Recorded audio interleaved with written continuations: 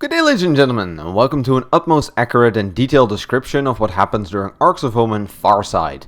But first, let's do a short recap of what happened before. During Arks of Omen Abaddon, Vashtor was introduced to us as well as to Abaddon the Despoiler. Armless and Vashi then started to weaponize Space Hulks and gave them to any Chaos Warband willing to help them find the artifacts needed to build the Key, a mysterious magical weapon that Vashtor is constructing. The galaxy then got plunged into darkness, as these so-called Arks of Omen flooded into real space and caused all sorts of chaotic boogaloo. In the second book, we basically saw how Angron punched a lighthouse into submission, Khorne himself joined the battle, and the end result was the creation of the Murder Curse, a magical mind virus that spreads via psychic links and which turns the host into a murderous berserker. Thereafter, we saw how Vashtor tried to steal the Dark Angel's flagship by attacking it with the Ork Unleashed, but sadly Bitchakor also showed up and did some friendly fire shenanigans.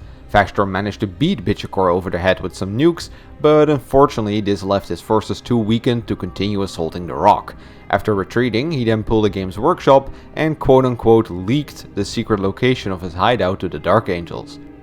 So now you might expect that this story is continued in book 4 of the series, but it's not.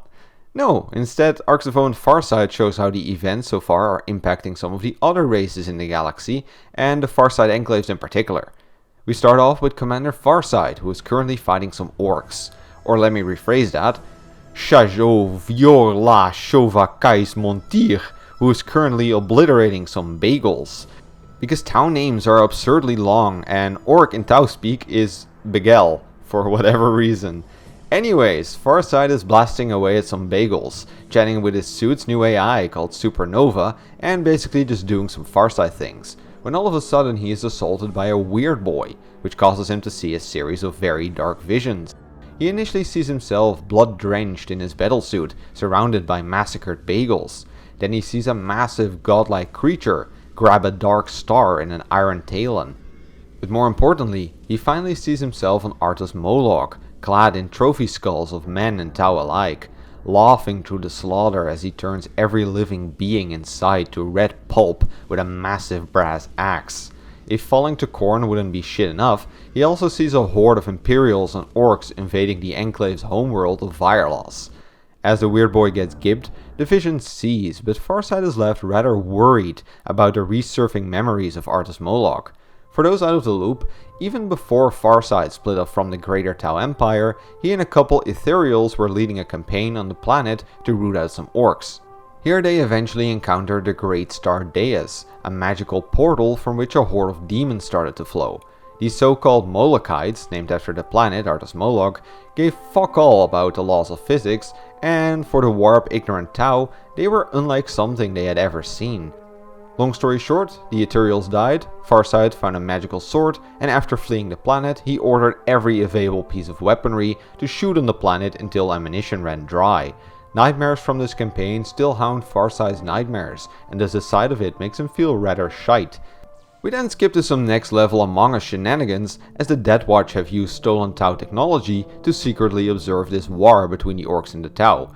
But unbeknownst to this Death Watch squad is that at least 50% of the squad is composed out of secret Alpha Legionnaires. A cool detail here is that they talk to each other secretly, by changing their intonations and body language to convey hidden text in between the things they say to the non-Alpha Legionnaires. They furthermore converse with Vashtor by allowing one of them to be temporarily possessed.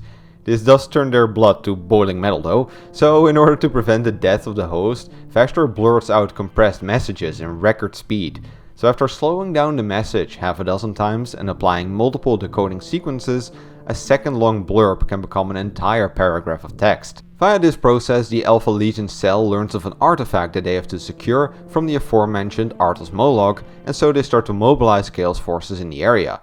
Anyways, back to the War of Dhaka.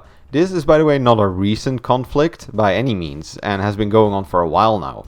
Basically, at some point in time, Grok Ironteeth decided that he would make it his life's work to outshoot the Tau, or gun runs as the Orcs call them.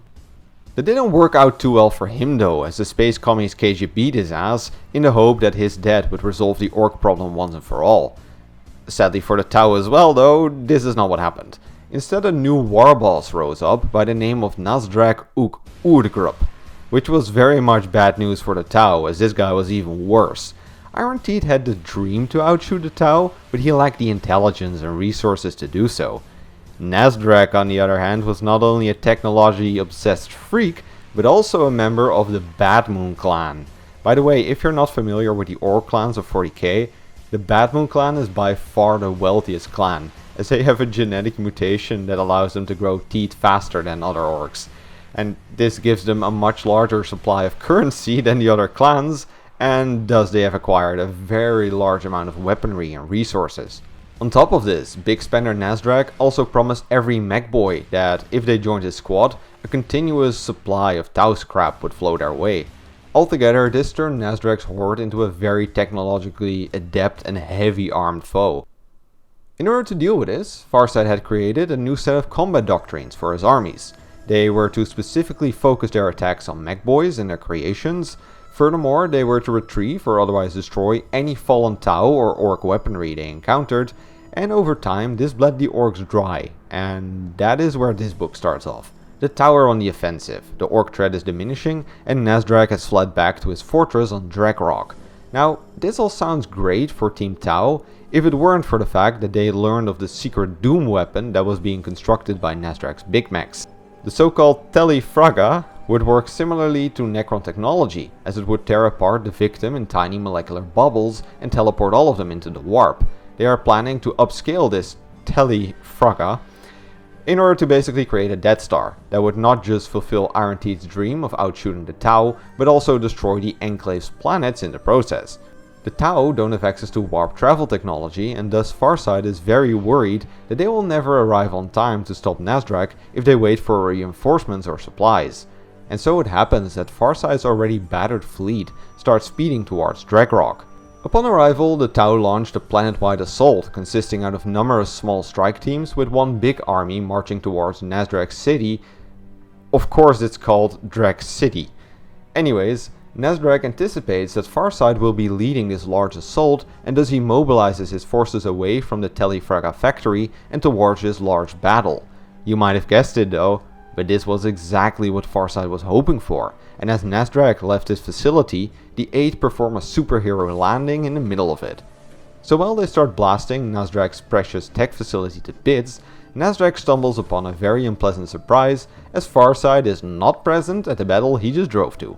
Still, Nasdrak is a cunning orc however, and he has built a teleporter in his Gut Crusher vehicle, allowing him to immediately drive through a portal right back to his factory.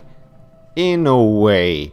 Now, this is orc tech, so naturally he doesn't just appear into his factory, but instead quite a bit above it.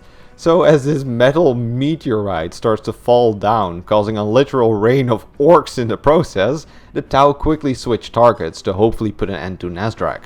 They blast the vehicle apart and it explodes in a ball of magical green fire, but Oplotai 9-0 suffers catastrophic damage in the process. The 8 haul their fallen comrade back to the ship, but it's unclear if their AI buddy will ever wake up again. On the plus side, the apparent death of their leader causes the Orcs to descend into anarchy, so it seems like the Tau have won. For about 30 seconds. Because while they were busy beating up the Greenskins, the entire system has been filled up with Chaos ships. Seeing no way out, Farsight sends a desperate message to the Ethereals and draws both forces to a ground battle on Artos Moloch. They hope to utilize the insanity and infighting of both forces to hopefully pit them against each other, so the Tau can slowly dismantle important threats such as leaders and heavy weaponry. Meanwhile, on the Unhallowed, Demon Prince Ugalax is having a jolly time.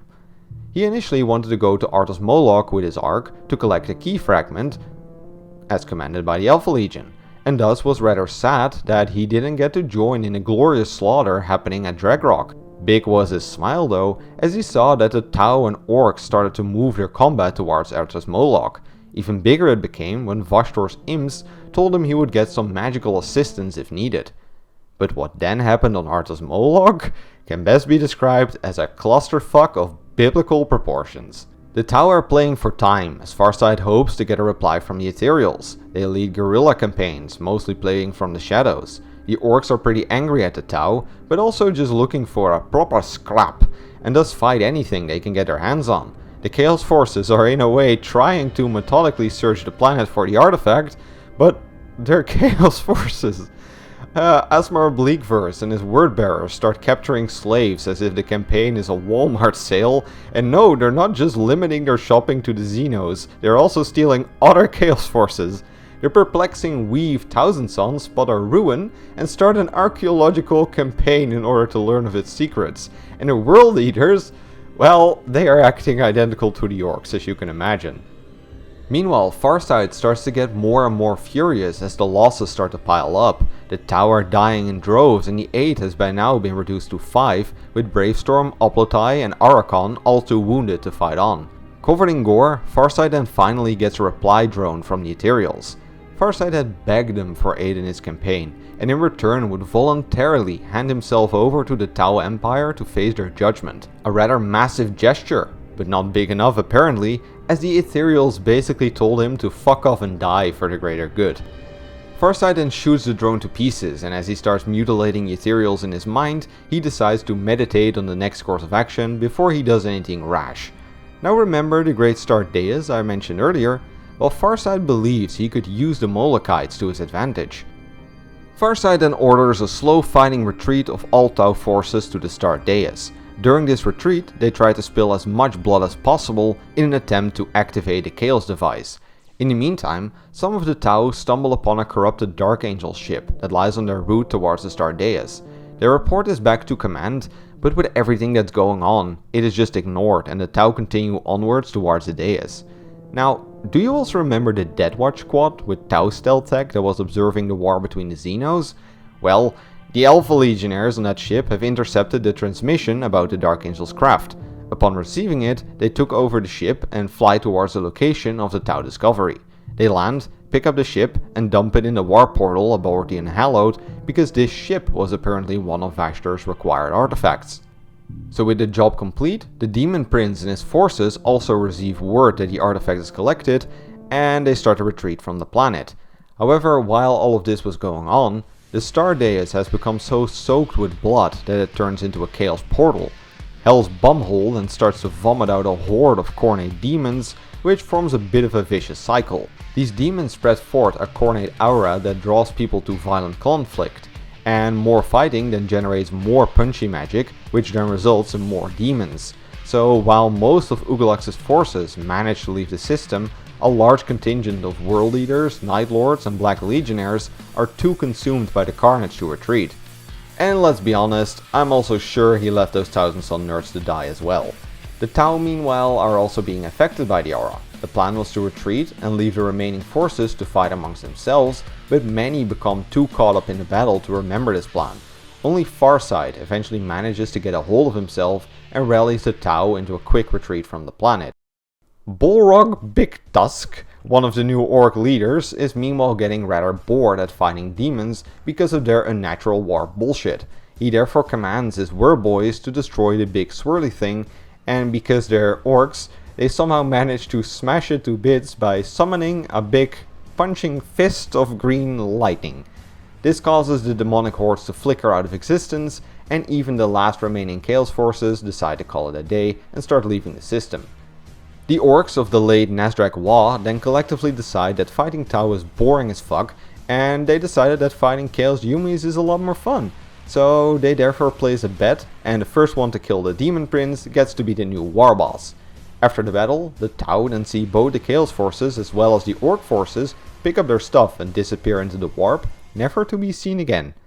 In order to make sure that the problem has been resolved, Farsight does decide to return to Artos Moloch after a couple months together with Ovessa and the rehabilitating Oplotai. The latter is somewhat alive, but his AI is still far too degraded for him to command a battlesuit, and as he currently is a cute little drone. The book then actually ends on a rather positive note, especially for 40k. They do not just find that the great Star Deus has been completely destroyed, but also that life has returned to this previously dead planet.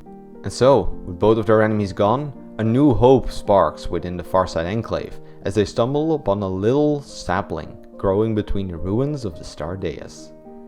And that was the story of Arks of Omen Farsight. Sure, it was a bit of a filler book when compared to the main storyline, but for the Tau, I feel like this was definitely a very interesting book, and it for sure sparked my interest into these space commies. But for now, that's all I got for you today. If you like the content, please consider subscribing or joining us on Patreon. Have a nice evening, and don't forget your 90 prayers to Nagash.